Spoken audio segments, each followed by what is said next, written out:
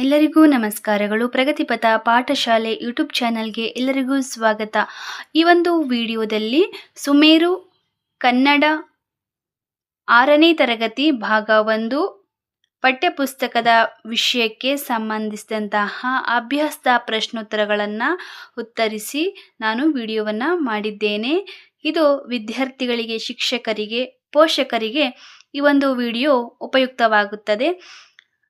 ಪರಿವಿಡಿ ಅಂದರೆ ವಿಷಯ ಪುನರಾವರ್ತನೆ ಪುಟ ಸಂಖ್ಯೆ 1ರಿಂದ 2, ಅದೇ ರೀತಿಯಾಗಿ 1ರಿಂದ 16ನೇ ತನಕ ಈ ಒಂದು ವಿಷಯವನ್ನು ನೋಡಬಹುದು. ಕಿರುಪರೀಕ್ಷೆ 4.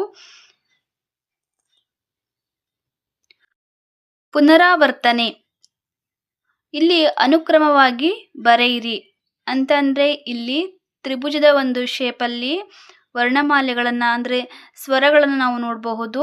ಅದನ್ನು ಬಿಟ್ಟಿರುವಂತಹ ಖಾಲಿ ಜಾಗದ ಸ್ಥಳಗಳಲ್ಲಿ ಬರೆಯುವಂತಹದ್ದು. ಹಾಗೆ ಇಲ್ಲಿ ಸರಿಯಾಗಿ ಇರುವಂತಹ ಒಂದು ಕಾಲಾನುಕ್ರಮದಲ್ಲಿ ಕಾದಿಂದ ಮಾವರೆಗೂ ವರ್ಣಮಾಲೆಯ ಒಂದು ಅಕ್ಷರಗಳನ್ನು ಅಂದರೆ ವರ್ಗೀಯ ಅಕ್ಷರಗಳನ್ನು ಬರೆಯುವಂತಹದ್ದು. ಅದನ್ನು ಅನುಕ್ರಮವಾಗಿ ಕೊಟ್ಟಿರುವುದನ್ನು ನಾವು ಸರಿಯಾಗಿ ಬರೆಯುವಂತಹದ್ದು.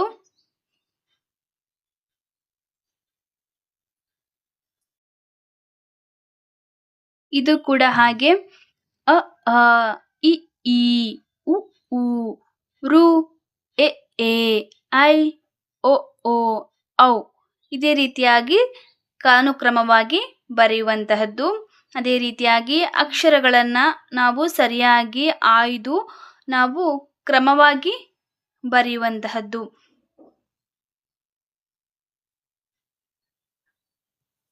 ಇಲ್ಲಿ 0ಯನ್ನು ಅನುಸ್ವರವನ್ನು ಸೇರಿಸುವುದರಿಂದ ಕಂದ, ಅಂದ, ಪಂಪ, ಪಂಚಮ, ಜಂಬ, ಗಂಧ, ಮಂದ, ಚಂಚಲ, ಕಂದಕ ಎನ್ನುವಂತಹ ಪದಗಳನ್ನು ಮಾಡಬಹುದು.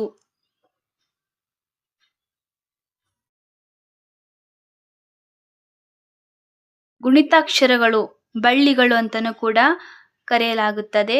ಇವುಗಳನ್ನು ಕಲಿಯೋದ್ರಿಂದ ನಾವು ಪಾಠಗಳನ್ನು ಓದಬಹುದು. ಎಲ್ಲ ಅಕ್ಷರಗಳನ್ನು ಕೂಡ ನಾವು ಓದಬಹುದು. ಇಲ್ಲಿರುವಂತಹ ಚಿತ್ರಗಳಿಗೆ ನಾವು ಒಂದೊಂದು ವಾಕ್ಯಗಳನ್ನು ರಚಿಸಬೇಕಾಗುತ್ತೆ. ಇಲ್ಲಿ ಹುಡುಗ ಶಾಲೆಗೆ ಹೋಗಲು ಸಮವಸ್ತ್ರವನ್ನು ಧರಿಸಿದ್ದಾನೆ. ನವಿಲು ನೋಡಲು ಸುಂದರವಾಗಿದೆ. ಅದೇ ರೀತಿಯಾಗಿ ಕೋಳಿ ಕಾಳನ್ನು ತಿನ್ನುತ್ತದೆ. ಅದೇ ರೀತಿಯಾಗಿ ತೆಂಗಿನ ಮರಗಳು ಎತ್ತರವಾಗಿ ಬೆಳೆಯುತ್ತವೆ. ಶಂಕುವಿನ ಶಬ್ದ ಜೋರಾಗಿರುತ್ತದೆ. ನೀವು ಈ ರೀತಿಯಾದಂತಹ ಪದಗಳನ್ನು ಕೂಡ ಬರೀಬಹುದು. ನಿಮಗೆ ಅನಿಸಿರುವಂತಹ ಪದಗಳನ್ನು ಕೂಡ ನೀವು ಒಂದು ವಾಕ್ಯಗಳನ್ನು ರಚಿಸಬಹುದು. ಸೂರ್ಯಕಾಂತಿಯ ಹೂವು ಸೂರ್ಯನ ಬೆಳಕಿಗೆ ಹೋಗುತ್ತದೆ. ಅದೇ ರೀತಿಯಾಗಿ ನಾನು ಈ ರೀತಿಯಾದಂತಹ ವಾಕ್ಯವನ್ನು ರಚನೆ ಮಾಡಿದ್ದೇನೆ. ನೀವು ಕೂಡ ನಿಮಗನಿಸಿದಂತಹ ವಾಕ್ಯಗಳನ್ನು ರಚನೆ ಮಾಡಿ. ಕುದುರೆ, ಹುಡುಗ, ಸಿಂಹ, ಅದೇ ರೀತಿಯಾಗಿ ಮಾವಿನ ಮರ.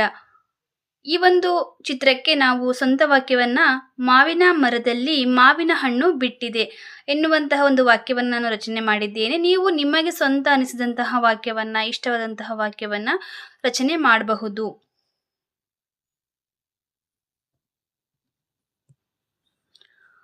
ಕಿರುಪರೀಕ್ಷೆ 1. ಇಲ್ಲಿ ಕೂಡ ನಾವು ಬಿಟ್ಟಿರುವಂತಹ ಸ್ಥಳಗಳಲ್ಲಿ ಸ್ವರಗಳನ್ನು ಬರೆಯುವಂತಹದ್ದು. ಹಾಗೆ ಯಾರ, ಲಾವ, ಶ, ಸ, ಹಳ ಎನ್ನುವಂತಹ ಅನುಕ್ರಮವಾಗಿರುವಂತಹ ಅಕ್ಷರಗಳನ್ನು ಕ್ರಮವಾಗಿ ಬರೆಯುವಂತಹದ್ದು. ಹಾಗೆ ಅಕ್ಷರಗಳನ್ನು ಬಳಸಿಕೊಂಡು ಪದಗಳನ್ನು ಮಾಡುವಂತಹದ್ದು. ಆನೆ, ಅರಮನೆ, ಆರು, ಕವನ, ಗೂಗುಟ್ಟು, ಜಗಳ, ನೇಗಿಲು, ಇನ್ನು ಹಲವಾರು ಪದಗಳನ್ನು ನಾವು ಕೂಡ ರಚನೆ ಮಾಡಬಹುದು. ಅದೇ ರೀತಿಯಾಗಿ ಇಲ್ಲಿ ಕೊಟ್ಟಿರುವಂತಹ ಅಕ್ಷರಗಳನ್ನು ಸೇರಿಸಿ 10 ಪದಗಳನ್ನು ನಾವು ರಚನೆ ಮಾಡಬಹುದು. ಹಾಗೆ ಈ ಒಂದು ಪಾಠಶಾಲೆಯನ್ನು ನಾವು ಬಿಡಿಸಿ ವಿಂಗಡಣೆ ಮಾಡಿ ಬರೆಯುವಂತಹದ್ದು. ಅಂದರೆ ಇಲ್ಲಿ ಪ ಪ್ಲಸ್ ಅ ದೀರ್ಘ ಅ ದೀರ್ಘ ಸ್ವರ ಆವಾಗ ಫ ಆಗುತ್ತೆ. ಟ ಟ ಪ್ಲಸ್ ಅ ಟ ಶ ಪ್ಲಸ್ ಅ ಶ ಲ ಪ್ಲಸ್ ಎ ಲೆ ಶಾಲೆ ಪಾಠಶಾಲೆ ಅಂತ ಆಗುತ್ತದೆ.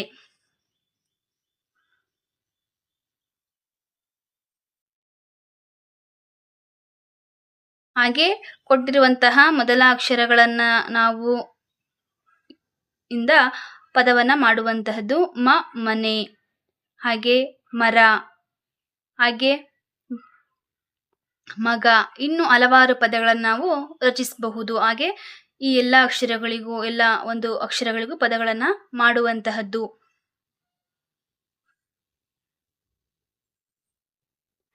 ಹಾಗೆ ಇವು ಒತ್ತಕ್ಷರಗಳು ಕ ಖವತ್ತು, ಖ ಖವತ್ತು, ಗ ಘವತ್ತು, ಘ ಘವತ್ತು, ಜ್ಞ ಜ್ಞಾವತ್ತು.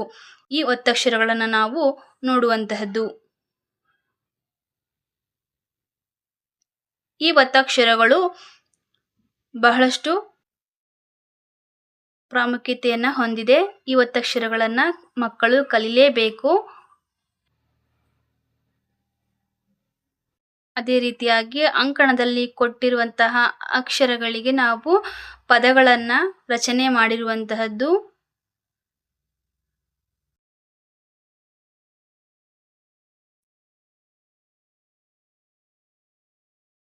ಇಲ್ಲಿ ಕೊಟ್ಟಿರುವಂತಹ ವಾಕ್ಯದಲ್ಲಿ ಒತ್ತಕ್ಷರಗಳ ಪದಗಳನ್ನ ಗುರುತಿಸಿ ಬಿಟ್ಟಿರುವಂತಹ ಸ್ಥಳಗಳಲ್ಲಿ ತುಂಬುವಂತಹದ್ದು.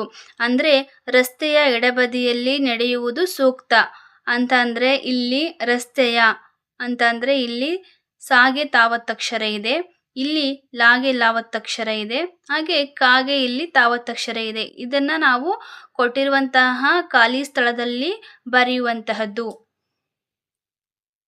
ಹಾಗೆ ಚಿತ್ರಗಳನ್ನ ಹೆಸರಿಸುವಂತಹದ್ದು. ಇದು ಕಾಂಗರು, ಬಾಳೆಗಿಡ, ಮೇಕೆ.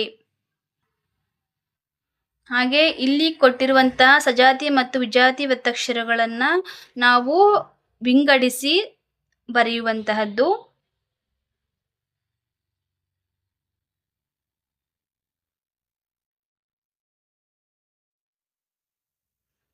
ವ್ಯಂಜನಾಕ್ಷರಗಳನ್ನ ನಾವು ಬಿಟ್ಟಿರುವಂತಹ ಸ್ಥಳಗಳಲ್ಲಿ ಉತ್ತರವನ್ನ ಬರೆಯುವಂತಹದ್ದು.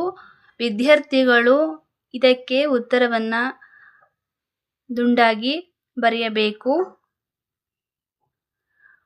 ಹಾಗೆ ಇಲ್ಲಿ ಕೊಟ್ಟಿರುವಂತಹ ಬಿಟ್ಟಿರುವಂತಹ ಒಂದು ಖಾಲಿ ಸ್ಥಳದಲ್ಲಿ ಅಕ್ಷರವನ್ನ ತುಂಬಿದಾಗ ಒಂದು ಪದ ಆಗುತ್ತೆ. ಹಾಗಾಗಿ ಅದನ್ನ ನಾವು ಬರೆಯುವಂತಹದ್ದು. ಅಂದ್ರೆ ಇಲ್ಲಿ ಉದಾಹರಣೆಗೆ ಸಕ್ಕರೆ, ಇಲ್ಲಿ ಕೊಟ್ಟಿರುವಂತಹ ಕ ಒತ್ತಕ್ಷರ, ಕಾಗೆ ಕ ಒತ್ತಕ್ಷರ. ಇಲ್ಲಿ ಈ ಒಂದು ಅಕ್ಷರ ಬರೆದಾಗ ಸಕ್ಕರೆ, ಹಕ್ಕರೆ. ಹಾಗಾಗಿ ಒಂದು ಅಕ್ಷರದಿಂದ ಎರಡು ಪದಗಳನ್ನ ರಚನೆ ಮಾಡುವಂತಹದ್ದು.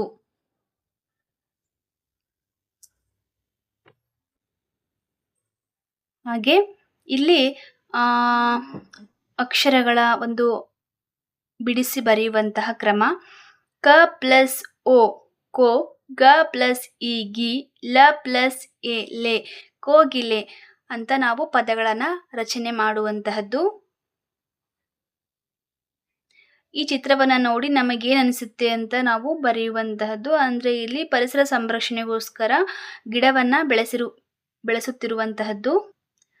ಹಾಗೆ ಇಲ್ಲಿ ಚಿತ್ರಗಳನ್ನ ನೋಡಿ ಹೆಸರನ್ನ ಬರೆಯುವಂತಹದ್ದು. ಅಂದ್ರೆ ಇಲ್ಲಿ ಒಂದು ಮಾವಿನ ಹಣ್ಣಿನ ಚಿತ್ರ ಇರೋದ್ರಿಂದ ಅದನ್ನ ನಾವು ಮಾವು ಅಂತ ಬರಿಬೇಕಾಗುತ್ತೆ. ಆದ್ರೆ ಅದೇ ಎರಡು ಮಾವಿನ ಹಣ್ಣು ಇತ್ತು ಅಂತಂದ್ರೆ ಮಾವಿನ ಹಣ್ಣುಗಳು ಅಂತ ನಾವು ಬರಿಬೇಕಾಗುತ್ತೆ.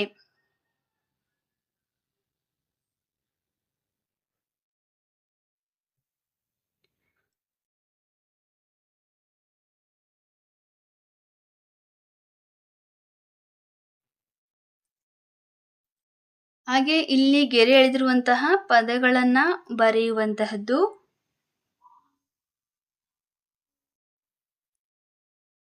ಹಾಗೆ ಗುಂಪಿನಲ್ಲಿ ಇರುವಂತಹ ಪದಗಳನ್ನ ನಾವು ಸ್ತ್ರೀಲಿಂಗ ಮತ್ತು ಪುಲ್ಲಿಂಗ, ನಪುಂಸಕಲಿಂಗ ಅಂತ ವಿಂಗಡಣೆ ಮಾಡಿ ಖಾಲಿ ಬಿಟ್ಟಿರುವಂತಹ ಸ್ಥಳಗಳಲ್ಲಿ ಬರೆಯುವಂತಹದ್ದು. ಅಂದರೆ ಇಲ್ಲಿ ಮಾವ ಇದು ಪುಲ್ಲಿಂಗ, ಅತ್ತೆ ಸ್ತ್ರೀಲಿಂಗ, ಮರ ಎನ್ನುವಂತಹದ್ದು ನಪುಂಸಕ ಲಿಂಗ ಅಂತ ನಾವು ವಿಂಗಡಣೆ ಮಾಡಿ ಉತ್ತರವನ್ನ ಬರೆಯುವಂತಹದ್ದು.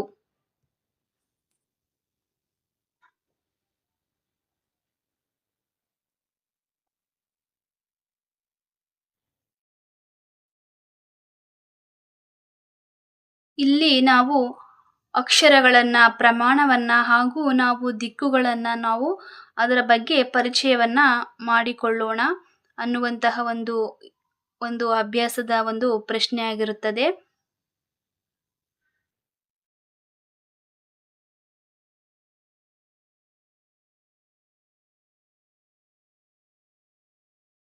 ಪದಗಳನ್ನ ಬಿಡಿಸಿ ಬರೆಯುವಂತಹದ್ದು.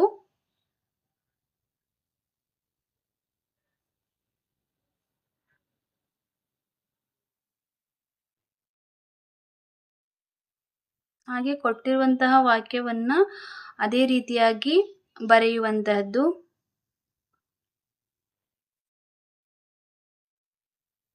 ಇಲ್ಲಿ ಅಕ್ಷರಗಳನ್ನ ಅಂದ್ರೆ ಇಲ್ಲಿ ಉ ಎನ್ನುವಂತಹ ಒಂದು ಅಕ್ಷರವನ್ನ ನಾವು ಬಳಸಿಕೊಂಡು ರಾಮನು, ರಾಮನಿಂದ, ರಾಮನಿಗೆ, ರಾಮನಲ್ಲಿ, ರಾಮನ, ರಾಮನ ದೆಸೆಯಿಂದ ಎನ್ನುವಂತಹ ಕಾಲ ವಿಭಕ್ತಿ ಪ್ರತ್ಯಯಗಳನ್ನು ನಾವು ನೋಡುವಂತಹದ್ದು. ಹಾಗೆ ಇಲ್ಲಿ ಪುಲ್ಲಿಂಗ, ಸ್ತ್ರೀಲಿಂಗ, ನಪುಂಸಕಲಿಂಗ ಅಂತ ವಿಂಗಡಣೆ ಮಾಡಿ ನಾವು ಉತ್ತರವನ್ನ ಬರೆಯುವಂತಹದ್ದು.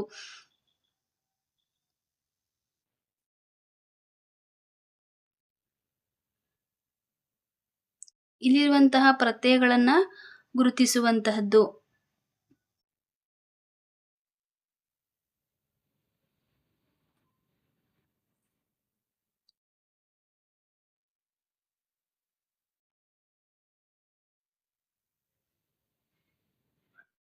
ಇಲ್ಲಿ ಸಜಾತಿ ಒತ್ತಕ್ಷರ ಮತ್ತು ವಿಜಾತಿಯ ಒತ್ತಕ್ಷರಗಳ ಒಂದು ಕಲಿಕೆಯನ್ನ ನೋಡಬಹುದು. ಇಲ್ಲಿ ಡಾಗೆ ಡಾ ಒತ್ತಕ್ಷರ, ಮತ್ತು ನಾಗೆ ನಾ ಒತ್ತಕ್ಷರ, ಗಾಗೆ ಗಾ ಒತ್ತಕ್ಷರ ಅಂದ್ರೆ ಇವು ಸಜಾತಿ ಒತ್ತಕ್ಷರಗಳಾಗಿ ನೋಡುವಂತಹದ್ದು.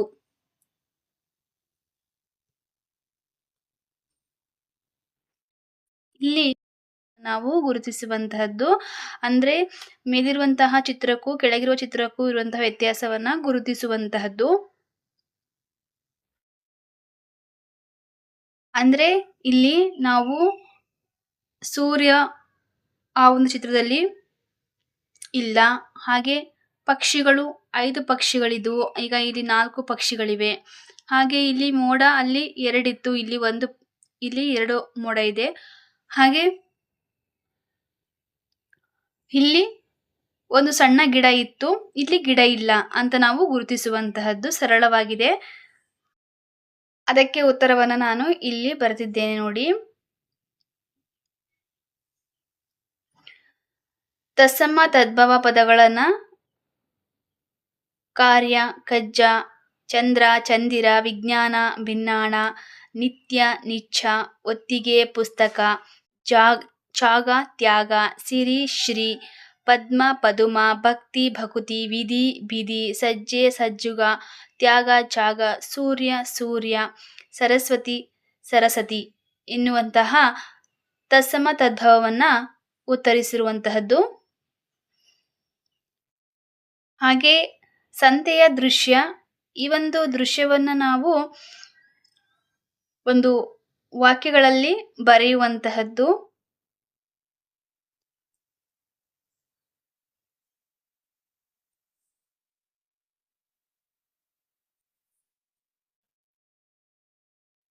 ಚಿತ್ರಗಳನ್ನ ಕುರಿತು ನಾವು ವಾಕ್ಯಗಳನ್ನ ಬರೆಯುವಂತಹದ್ದು. ಇಲ್ಲಿ ರೈತ ಹೊಲದಲ್ಲಿ ಉಳುಮೆಯನ್ನ ಮಾಡುತ್ತಿದ್ದಾನೆ. ಜೋಡೆತ್ತುಗಳನ್ನ ಬಳಸಿಕೊಂಡು ಆಕಾಶದಲ್ಲಿ ಹಕ್ಕಿಗಳು ಹಾರುತ್ತಿವೆ. ಹಾಗೆ ಸಂತೆ ನಡೆಯುತ್ತಿದೆ. ಹುಡುಗಿ ವ್ಯಾಪಾರವನ್ನ ತರಕಾರಿ ಹಣ್ಣುಗಳನ್ನ ತೆಗೆದುಕೊಳ್ಳುತ್ತಿದ್ದಾಳೆ. ಹಾಗೆ ಶಿಕ್ಷಕರು ಮಕ್ಕಳಿಗೆ ಪ್ರಾರ್ಥನೆಯನ್ನ ಮಾಡಿಸುತ್ತಿದ್ದಾರೆ. ಮಕ್ಕಳು ವಿಶ್ರಾಮ ಸ್ಥಿತಿಯಲ್ಲಿ ನಿಂತಿದ್ದಾರೆ ಹಾಗೂ ಕಾಡಿನ ಚಿತ್ರವನ್ನು ಸಹ ನೋಡಬಹುದು. ಗಾದೆ ಮಾತು: ಬೆಕ್ಕಿಗೆ ಆಟ, ಇಲಿಗೆ ಪ್ರಾಣ ಸಂಕಟ. ಬೆಳೆಯುವ ಸಿರಿ ಮೊಳಕೆಯಲ್ಲಿ, ಉಪ್ಪಿಗಿಂತ ರುಚಿಯಿಲ್ಲ, ತಾಯಿಗಿಂತ ಬಂಧುವಿಲ್ಲ. ಅಂದ್ರೆ ಇಲ್ಲಿರುವಂತಹ ಗಾದೆ ಮಾತುಗಳನ್ನ ನಾವು ಪೂರ್ಣಗೊಳಿಸಿರುವಂತಹದ್ದು.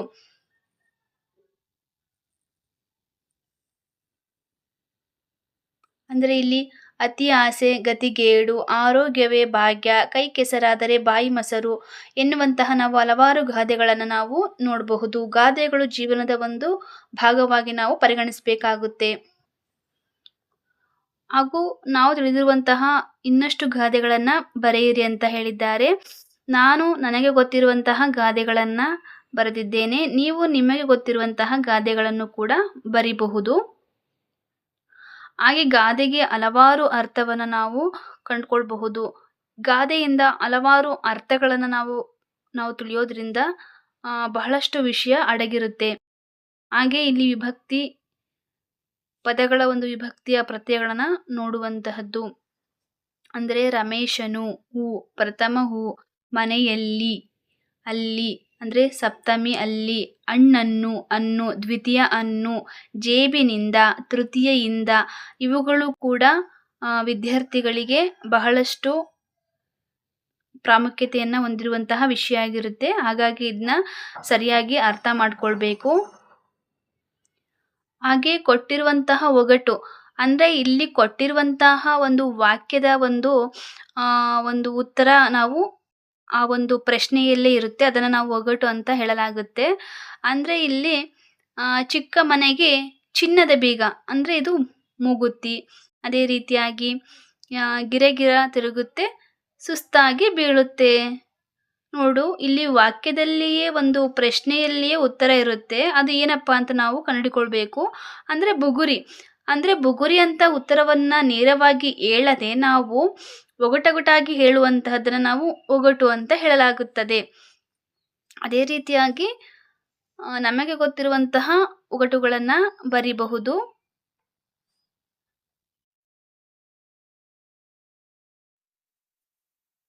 ಹಾಗೆ ಇಲ್ಲಿ ಗೆರೆ ಎಳೆದಂತಹ ಪದಗಳಿಗೆ ಅರ್ಥವನ್ನ ಕಂಡುಕೊಳ್ಬೇಕು. ಅಜಗಜಾಂತರ ಅಂತಂದ್ರೆ ನಮಗೆ ತಿಳಿಲಾಗದಂತಹ ಮಾತು. ಅದೇ ರೀತಿಯಾಗಿ ಮಾತಿನ ಮಲ್ಲಿ ಅಂದ್ರೆ ಮಾತಿನಲ್ಲಿ ಪ್ರಾಮುಖ್ಯತೆಯನ್ನ ಅಂದ್ರೆ ಪ್ರವೀಣತೆಯನ್ನ ಹೊಂದಿರುವವಳು ಅಂತ. ಅದೇ ರೀತಿಯಾಗಿ ಪುಸ್ತಕದ ಹುಳು ಅಂತಂತಂದ್ರೆ ಪ್ರಪಂಚದ ಜ್ಞಾನದ ಅರಿವು ಇಲ್ಲದವಳು. ಅಂದ್ರೆ ಪುಸ್ತಕದಲ್ಲಿ ಯಾವುದೇ ವಿಷಯವನ್ನ ಕೇಳಿದ್ರೂ ಕೂಡ ಹೇಳುವಂತವಳು. ಆದ್ರೆ ಪ್ರಪಂಚದಲ್ಲಿರುವಂತಹ ಸಾಮಾನ್ಯ ಜ್ಞಾನ ತಿಳುವಳಿಕೆ ಇಲ್ಲದವರನ್ನು ನಾವು ಪುಸ್ತಕದ ಹುಳು ಅಂತ ಹೇಳಲಾಗುತ್ತದೆ. ಯಾವಾಗಲೂ ಕೂಡ ಪುಸ್ತಕವನ್ನು ಓದೋರಿಗೆ ನಾವು ಪುಸ್ತಕದ ಹುಳು ಅಂತ ಹೇಳಲಾಗುತ್ತದೆ. ಹಾಗೆ ಪುಸ್ತಕದ ವಿಷಯ ಬಿಟ್ಟರೆ ಹೊರಗಿನ ವಿಷಯಕ್ಕೆ ಪ್ರಶ್ನೆಯನ್ನ ಕೇಳಿದ್ರೆ ಉತ್ತರವನ್ನ ಹೇಳದೇ ಇರುವುದನ್ನು ಕೂಡ ನಾವು ಪುಸ್ತಕದ ಹುಳು ಅಂತ ಅವ್ರನ್ನ ಕರೆಯಲಾಗುತ್ತದೆ.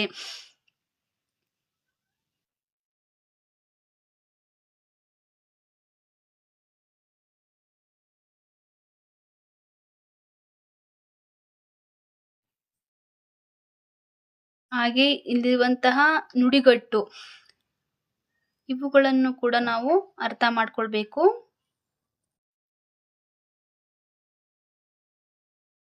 ಇಲ್ಲಿ ಗೆರೆ ಎಳೆದಿರುವಂತಹ ಒಂದು ಪದಗಳನ್ನು ನಾವು ಗಮನಿಸಬೇಕಾಗುತ್ತದೆ. ಅಂದ್ರೆ ಇವುಗಳನ್ನು ನಾವು ಸರ್ವನಾಮ ಅಂತ ಕರೆಯಲಾಗುತ್ತದೆ. ಅಂದ್ರೆ ಅವರು, ಇವರು, ಅದು, ಇದು, ಅವಳು, ಇವಳು ಅಂದ್ರೆ ಇಲ್ಲಿ ನಾಮಪದಗಳ ಬದಲಿಗೆ ಬಳಸುವಂತಹ ಒಂದು ಪದಗಳನ್ನು ನಾವು ಸರ್ವನಾಮ ಅಂತ ಕರೆಯಲಾಗುತ್ತದೆ. ಅಂದ್ರೆ ರಾಮನು ಶಾಲೆಗೆ ಹೋದನು, ಅವನು ಮರಳಿ ಸಂಜೆ ಬಂದನು. ಅಂದ್ರೆ ಇಲ್ಲಿ ಅವನು ಅಂತಂದ್ರೆ ರಾಮನು. ಅಂದ್ರೆ ಇಲ್ಲಿ ನಾಮಪದವಾದಂತಹ ರಾಮನು ಎನ್ನುವಂತಹ ಪದವನ್ನ ಮತ್ತೆ ಬಳಸೋ ಬದಲಿಗೆ ಅವನು ಅಂತ ಪದವನ್ನ ಬಳಸಿದಾಗ ಅದನ್ನ ನಾವು ಸರ್ವನಾಮ ಅಂತ ಕರೆಯಲಾಗುತ್ತದೆ. ಹಾಗೆ ವಿರುದ್ಧಾರ್ಥಕ ಪದಗಳು ಇವುಗಳನ್ನು ನಾವು ಜೋಡಿಸಿ ಸರಿಯಾಗಿ ಬರೆಯುವಂತಹದ್ದು. ಅಂದ್ರೆ ಇಲ್ಲಿ ಸ್ವರ್ಗ, ನರಕ, ಉತ್ತೀರ್ಣ, ಅನುತ್ತೀರ್ಣ, ಉಪಕಾರ, ಅಪಕಾರ, ವಿಷ, ಅಮೃತ, ಜೀವ, ನಿರ್ಜೀವ, ಉತ್ತಮ, ಅಧಮ. ಹಾಗಾಗಿ ಇಲ್ಲಿ ವಿರುದ್ಧಾರ್ಥಕ ಪದಗಳನ್ನು ನಾವು ಸರಿಯಾಗಿ ಜೋಡಿಸಿರುವಂತಹದ್ದು. ಆಸೆ, ದುರಾಸೆ, ಹಗಲು, ಕತ್ತಲು, ಜನನ, ಮರಣ, ಭಾರ, ಹಗುರ, ಲಾಭ, ನಷ್ಟ, ಸುಖ, ದುಃಖ, ಧರ್ಮ, ಅಧರ್ಮ. ಹಾಗೆ ಇಲ್ಲಿ ಕೊಟ್ಟಿರುವಂತಹ 2 ಪದಗಳು ಆದರೆ ಉಚ್ಚಾರಣೆಯಲ್ಲಿ ಒಂದೇ ಅಂತ ಅನಿಸಿದ್ರು ಕೂಡ ಆದರೆ ಸರಿಯಾದಂತಹ ಪದ ಇವುಗಳನ್ನು ಗುರುತಿಸುವಂತಹದ್ದು. ಅಂದರೆ ಇಲ್ಲಿ ಹಣ್ಣು, ಹಣ್ಣು ಅಂದರೆ ನಾವು ಸರಿಯಾದಂತಹ ಪದ ಹಣ್ಣು. ಹಾಗಾಗಿ ಇದನ್ನು ನಾವು ಈ ಒಂದು ಉತ್ತರವನ್ನು ಬರಿಬೇಕಾಗುತ್ತೆ. ಹಸು, ಇದು ಕೂಡ ಸರಿಯಾದಂತಹ ಉತ್ತರ. ಉಚ್ಚಾರಣೆಯಲ್ಲಿ ಒಂದೇ ಅನಿಸಿದ್ರು ಕೂಡ ಉತ್ತರ ಮಾತ್ರ ಇದು.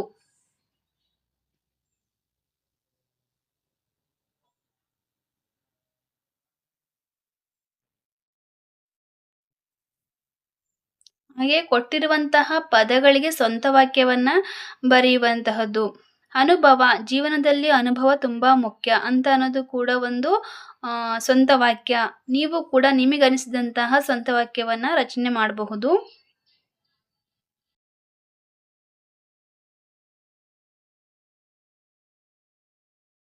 ಹಾಗೆ ನಾವು ಆ ವಿಭಾಗದ ಒಂದು ಸರಿಯಾದಂತಹ ಒಂದು ಜೋಡಣೆಯನ್ನು ಮಾಡಬೇಕಾಗುತ್ತೆ. ಸೂಕ್ತ ಪದವನ್ನು ಆರಿಸಬೇಕಾಗುತ್ತೆ. ಅಂದರೆ ಇಲ್ಲಿ ಶಾಲೆ, ಇದು ಶಾಲೆಗಳು, ಹುಡುಗಿ, ಹುಡುಗಿಯರು ಎನ್ನುವಂತಹ ಪದವನ್ನು ಜೋಡಿಸಬೇಕಾಗುತ್ತೆ. ಇಲ್ಲಿ ವರ್ತಮಾನ ಕಾಲಕ್ಕೆ ಬದಲಾಯಿಸುವಂತ ಅಂದರೆ ರಶ್ಮಿಯು ನೃತ್ಯ ಮಾಡಿದಳು. ಅಂದರೆ ರಶ್ಮಿಯು ನೃತ್ಯ ಮಾಡಿದಳು ಎನ್ನುವಂತಹದ್ದು ಭೂತಕಾಲ. ಅಂದರೆ ಆ ಒಂದು ಕಾರ್ಯ ನಡೆದು ಹೋಗಿದೆ, ಹಾಗಾಗಿ ಇದನ್ನ ಭೂತಕಾಲ ಅಂತ ಕರೀತಾರೆ. ಇದನ್ನ ನಾವು ವರ್ತಮಾನ ಕಾಲಕ್ಕೆ ಬದಲಾವಣೆ ಮಾಡೋದಾದ್ರೆ ರಶ್ಮಿಯು ನೃತ್ಯವನ್ನ ಮಾಡುತ್ತಿದ್ದಾಳೆ, ಈಗ ಮಾಡ್ತಾ ಇದ್ದಾಳೆ, ಹಾಗಾಗಿ ಮಾಡುತ್ತಿದ್ದಾಳೆ. ಹಾಗೆ ಭವಿಷ್ಯತ್ ಕಾಲಕ್ಕೆ ಅಂತಂತಂದ್ರೆ ಮಾಡುತ್ತಾಳೆ.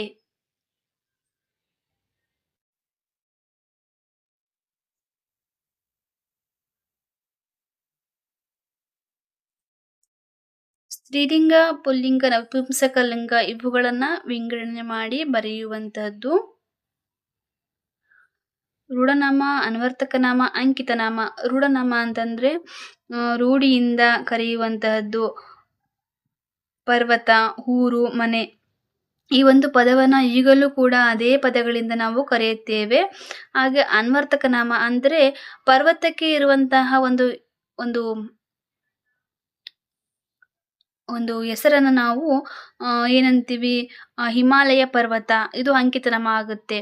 ಊರು, ಶ್ರವಣಬೆಳಗೊಳ ಎನ್ನುವಂತಹದ್ದು ಒಂದು ಊರು, ಆದರೆ ಶ್ರವಣಬೆಳಗೊಳ ಅನ್ನುವಂತಹದ್ದು ಅಂಕಿತನಾಮ ಆಗುತ್ತೆ. ಹಾಗೆ ಮನೆ, ಮನೆಗೆ ಒಂದು ಹೆಸರು ಶಾಂತಿ ಮನೆ, ಅಂದರೆ ಇಲ್ಲಿ ಶಾಂತಿ ಎನ್ನುವಂತಹದ್ದು ಅಂಕಿತನಾಮ ಆಗುತ್ತೆ. ಮನೆ ಎನ್ನುವಂತಹದ್ದು ರೂಢನಾಮ ಆಗುತ್ತೆ. ಹಾಗೆ ಇಲ್ಲಿ ಮೂಗಿ, ಮೂಗ, ಕಿವುಡ, ಶಿಕ್ಷಕ, ಪುರೋಹಿತ, ವೈದ್ಯ ಇವು ಅನ್ವರ್ಥಕನಾಮವಾಗಿರುತ್ತೆ.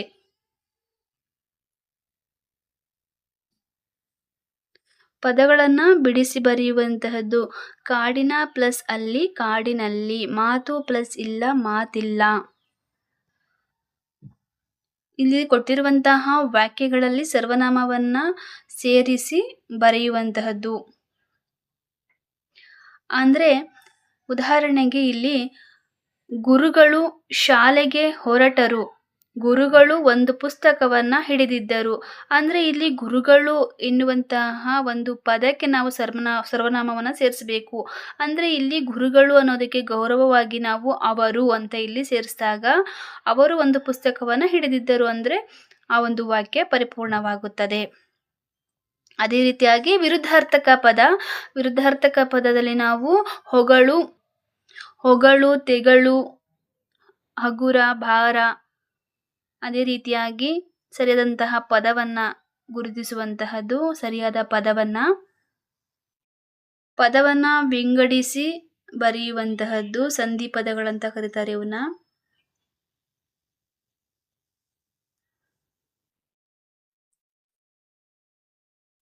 ಕನ್ನಡ ಸಂಧಿಗಳು ಅದರಲ್ಲಿ ಲೋಪಸಂಧಿ, ಆಗಮ ಸಂಧಿ, ಆದೇಶ ಸಂಧಿ ಅಂತ ನಾವು ನೋಡಬಹುದು. ಸಂಧಿಗಳು ಅವುಗಳಲ್ಲಿ ಕೊಟ್ಟಿರುವಂತಹ ಉದಾಹರಣೆಗಳಿವು.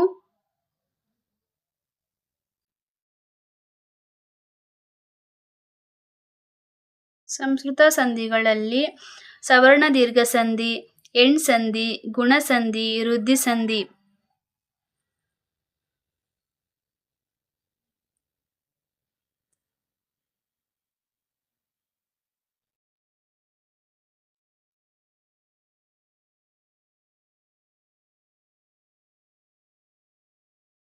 ಹಾಗೆ ಇವುಗಳಲ್ಲಿರುವಂತಹ ಪದಗಳನ್ನು ಬಿಡಿಸಿ ನಾವು ಸಂಧಿಗಳನ್ನು ಹೆಸರಿಸಿರುವಂತಹದ್ದು.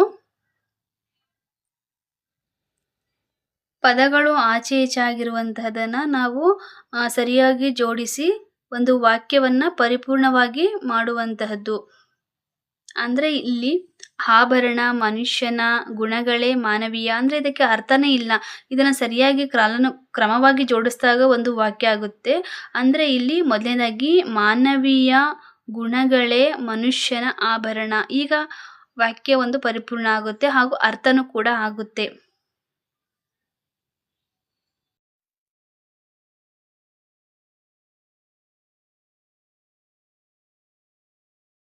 ಹಾಗೆ ಇಲ್ಲಿ ಸ್ನಾನ ಅಂದರೆ ಮಜ್ಜನ, ಜಳಕ ಅಂತ ಅರ್ಥ. ಅಂದರೆ ಒಂದು ಪದಕ್ಕೆ ಬಹಳಷ್ಟು ಅರ್ಥವನ್ನು ಹೊಂದಿರುವಂತಹದ್ದು, ಅಂದರೆ ನಾನಾ ಅರ್ಥವನ್ನು ಕೊಡುವಂತಹದ್ದು.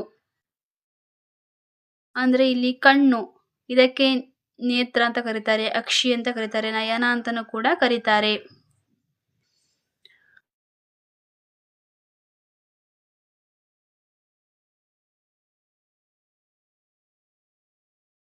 ಚಿತ್ರ ಸಹಿತವಾಗಿ ಕಥೆಯನ್ನ ಓದಿ ಬರೆಯಿರಿ ಅಂತ ಹೇಳ್ತಾ ಇದ್ದಾರೆ ಇಲ್ಲಿ. ಅಂದ್ರೆ ಇಲ್ಲಿ ಚಿತ್ರ ಏನಿರುತ್ತಲ್ಲ ಅಲ್ಲಿ ನಾವು ಪದಗಳನ್ನ ಬರಿಬೇಕು. ಆಗ ಒಂದು ಕತೆ ಸೃಷ್ಟಿಯಾಗುತ್ತೆ. ಕಥೆಯಲ್ಲಿ ಒಂದು ನೀತಿ ಇರುತ್ತೆ, ಇಬ್ಬರ ಜಗಳ ಮೂರನೆಯವರಿಗೆ ಲಾಭ ಅಂತ. ಈ ಒಂದು ಕಥೆಯನ್ನ ಸಂಪೂರ್ಣವಾಗಿ ಓದಿ ಅರ್ಥೈಸ್ಕೊಳ್ಬಹುದು.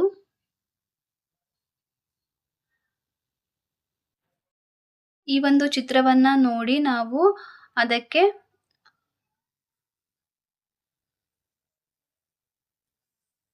ಚಿತ್ರಕ್ಕೆ ತಕ್ಕಂತೆ ನಾವು ಕಥೆಯನ್ನ ಸೃಷ್ಟಿ ಮಾಡಿ ಬರೆಯುವಂತಹದ್ದು.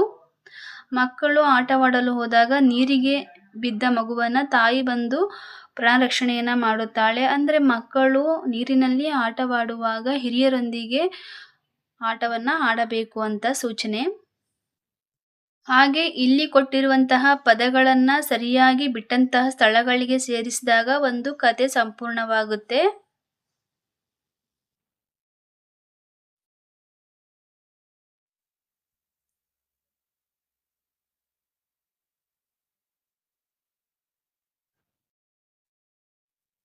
ಹಾಗೆ ಒಂದು ಸ್ಟೋರಿ ಇದೆ, ಆ ಸ್ಟೋರಿಗೆ ತಕ್ಕಂತೆ ಪ್ರಶ್ನೆಗಳನ್ನು ಕೇಳಲಾಗುತ್ತೆ. ಅದಕ್ಕೆ ಆ ಒಂದು ಕಥೆಯನ್ನು ಓದ್ಬಿಟ್ಟು ನಾವು ಉತ್ತರಿಸಬೇಕಾಗುತ್ತೆ. ಹಾಗೆ ನಿಮ್ಮ ಕನಸು ಏನಂತ ನೀವೇ ಸ್ವತಃ ಉತ್ತರವನ್ನು ಬರೀಬಹುದು. ಅಂದರೆ ಇಲ್ಲಿ ಕೊಟ್ಟಿರುವಂತಹ ಒಂದು ದೂರದರ್ಶನ, ಮೊಬೈಲ್ ಇವುಗಳಿಂದ ಅನುಕೂಲ ಅನಾನುಕೂಲ ಎರಡೂ ಕೂಡ ಇರುತ್ತೆ. ಹಾಗಾಗಿ ಅದನ್ನು ನಾವು ಉತ್ತರವನ್ನು ಬರಿಬೇಕಾಗುತ್ತೆ. ಮೊಬೈಲ್ ಇದರಿಂದ ನಮಗೆ ಮನೋರಂಜನೆ ಸಿಗುತ್ತೆ ಮತ್ತು ಸಂಭಾಷಣೆಯನ್ನು ಮಾಡಬಹುದು, ವಿಷಯಗಳನ್ನು ತಿಳಿಯಬಹುದು. ಆದರೆ ಅನಾನುಕೂಲ ಅಂತಂದರೆ ಕಣ್ಣು ಮೆದುಳು ಹಾನಿಯಾಗುತ್ತೆ ಅತಿ ಹೆಚ್ಚಾಗಿ ಬಳಸೋದ್ರಿಂದ. ಹಾಗೆ ಹಣ ವ್ಯಯವಾಗುತ್ತೆ ಹಾಗೂ ದುರಭ್ಯಾಸಗಳ ಒಂದು ಸಮಯವನ್ನು ಕೂಡ ನಾವು ಹಾಳಾಗುತ್ತೆ.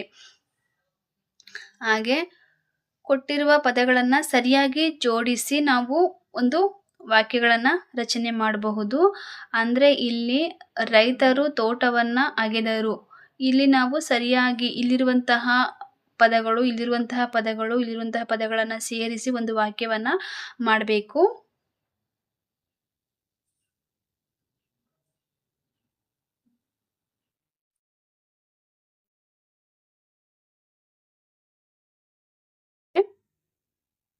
ಅಂದರೆ ಆಟಗಳ ಹೆಸರುಗಳನ್ನು ಬರೆಯುವಂತಹದ್ದು.